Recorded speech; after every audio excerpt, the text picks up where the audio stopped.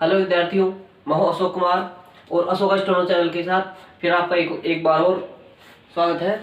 और ये जो आउटलाइन अपन ने कर ली थी उसमें आगे आने वाली जो आउटलाइन है उसमें आज लेंगे अपन थी।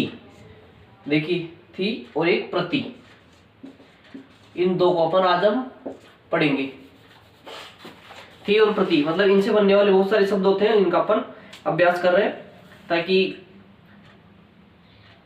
इस प्रकार से किसी प्रकार के शब्द है अपन उनको आसानी से कर सके। तो चलिए, सबसे पहले देखो, इनको पढ़ने वाले होते हैं, जैसे आप डिक्टेशन पढ़ रहे हो तो विद्यार्थी। देखिए वह बना के शुरुआत का बना दिया और थी से काट देना। विद्यार्थी, शिक्षार्थी, सॉरी से बना के थी, शिक्षार्थी, अपीलार्थी, ए और पै बना के थे से अपीलार्थी, लाभार्थी, लाभ बना के थी लाभार्थी, शरणार्थी, शरणार्थी, एक और होता है इसमें प्रत्यर्थी, प्रत्यय और थी, प्रति बना के प्रत्यर्थी। और फिर आता है प्रति। देखिए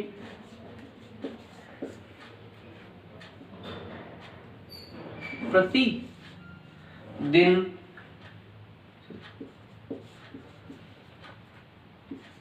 प्रति रूप है तो प्रति का चिन्ह बना के रूप, प्रतिरूप, प्रति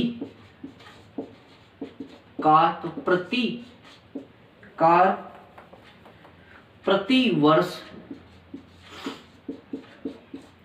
प्रति वर्ष, प्रति स्थापन, प्रति स्थापन, प्रति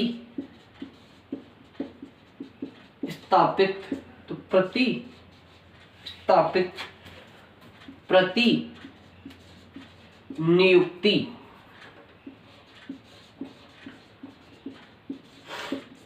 प्रति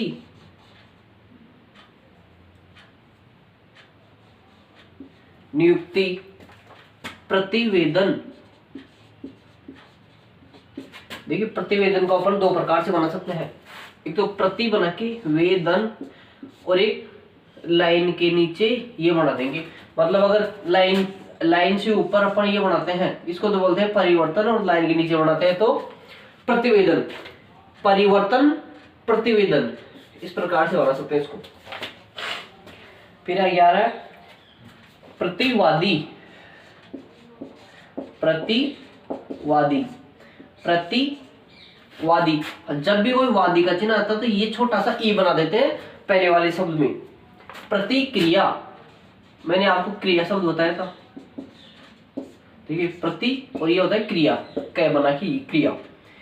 प्रतियोगिता, कंपटीशन जो आप दे रहे हो, प्रतियोगिता, प्रति बना के योगिता, प्रतियोगी, प्रतियोगिता करने वाला, परीक्षा देने वाला, प्रतियोगी, प्रतिबिंब, प्रतिबिंब, प्रतिबिंब, प्रतिबद्धता,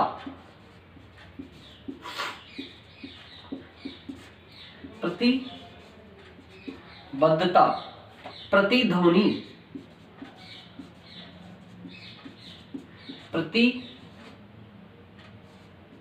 प्रतिध्वनि, प्रतिनिधि,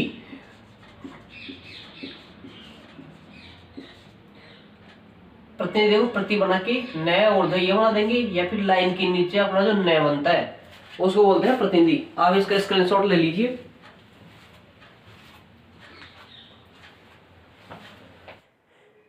ये थे आज के कुछ शब्द चिन्ह, और अब जो चैप्टर के शब्द चिन्ह होते हैं वो आज कुछ कठिन है नहीं, तो फिर भी अगर आपको कुछ लगता है तो आप हमें कमेंट करके बता सकते हैं। और इसके बाद अब अपन डिक्टेशन लिखते हैं। डिक्टेशन अपनी चालू होगी 5 सेकंड बाद।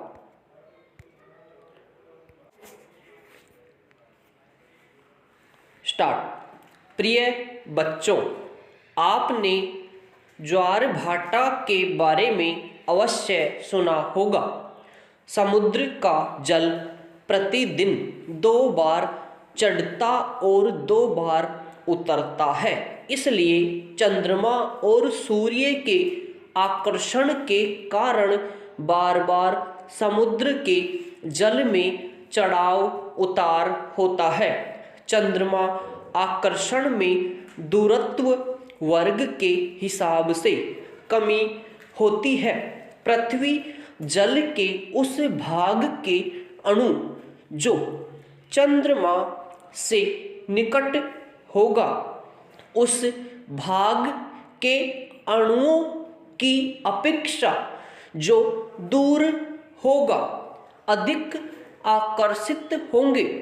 चंद्रमा की अपेक्षा पृथ्वी से सूर्य की दूरी बहुत है, पर उसका पिंड चंद्रमा से बहुत ही बड़ा है।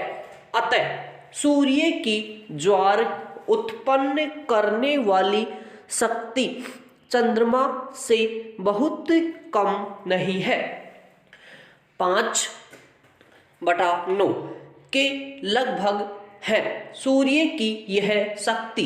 चंद्रमा कभी कभी चंद्रमा की शक्ति के प्रतिकूल होती है, पर अमावस्या और पूर्णिमा के दिन दोनों की शक्तियां परस्पर अनुकूल कार्य करती है। अर्थात जिस अंश में एक ज्वार उत्पन्न करेगी, उसी अंश में दूसरी भी ज्वार उत्पन्न करेगी।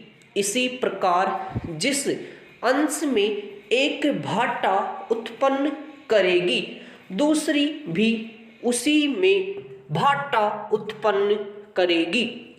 यही कारण है कि अमावस्या और पूर्णिमा को और दिनों की अपेक्षा ज्वार अधिक ऊंची उठती है।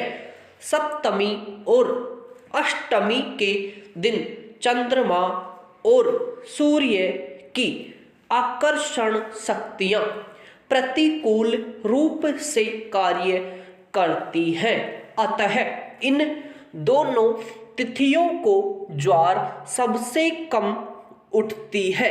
पैरा ज्वालामुखी प्राय वेग से बाहर निकलने वाले पदार्थ भूगर्भ में स्थित प्रचंड अग्नि के द्वारा जलते या पिघलते हैं और संचित भाप के वेग से ऊपर निकलते हैं। ज्वालामुखी पर्वतों से राख, ठोस और पिघली हुई चट्टानें, कीचड़, पानी, धुआं आदि पदार्थ निकलते हैं।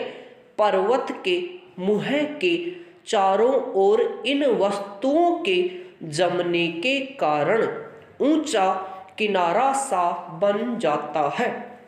कहीं कहीं पर प्रधान मुख के अतिरिक्त बहुत से छोटे छोटे मुख भी इधर उधर दूर दूर तक फैले हुए होते हैं। ज्वालामुखी पर्वत प्राय समुद्रों के निकट होते हैं।